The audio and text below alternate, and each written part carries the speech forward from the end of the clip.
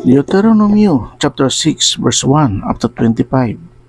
Ito nga ang utos, ang mga palatuntunan at ang mga kahatulan na inuutos ng Panginoon ninyong Diyos na ituro sa inyo upang inyong magawa sa lupaing inyong paroroonan upang ariin, na ikaw ay matakot sa Panginoon mong Diyos, na iyong ingatan ang lahat niyang mga palatuntunan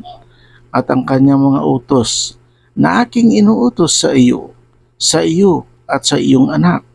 at sa anak ng iyong anak sa lahat ng araw ng iyong buhay, at upang ang iyong mga araw ay lumawig. Dinggin mo nga, O Israel, at iyong isagawa upang ikabuti mo at upang kayo ay dumaming maigi, na gaya ng ipinangako sa iyo ng Panginoon, ng Diyos ng iyong mga magulang, sa lupaing binubukala ng gatas at pulot. Dinggin mo, O Israel, ang Panginoon nating Diyos ay isang Panginoon. At iyong ibigin ang Panginoon mong Diyos ng iyong buong puso at ng iyong buong kaluluwa at ng iyong buong lakas. At ang mga salitang ito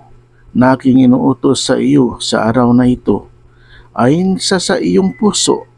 at iyong ituturo ng buong sikap sa iyong mga anak, at iyong sasalitain tungkol sa kanila pagka ikaw ay nakaupo sa iyong bahay, at pagka ikaw ay lumakad sa daan, at pagka ikaw ay nahihiga, at pagka ikaw ay bumabangon. At iyong itatali na pinakatanda sa iyong kamay at mga magiging pinakatali sa iyong noo,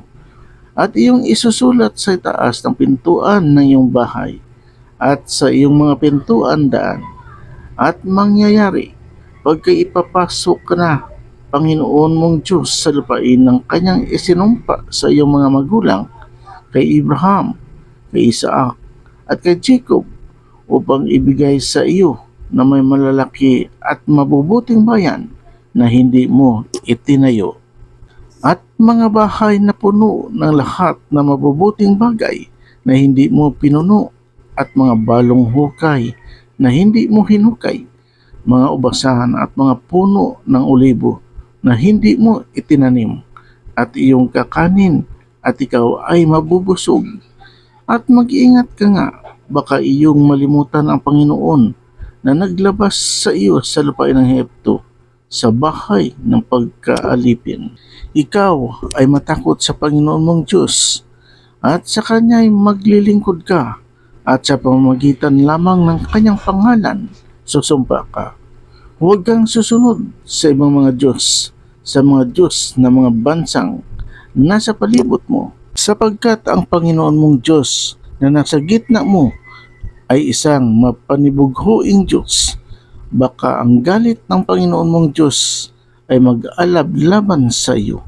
at ikaw ay kanyang lipulin sa ibabaw ng lupa.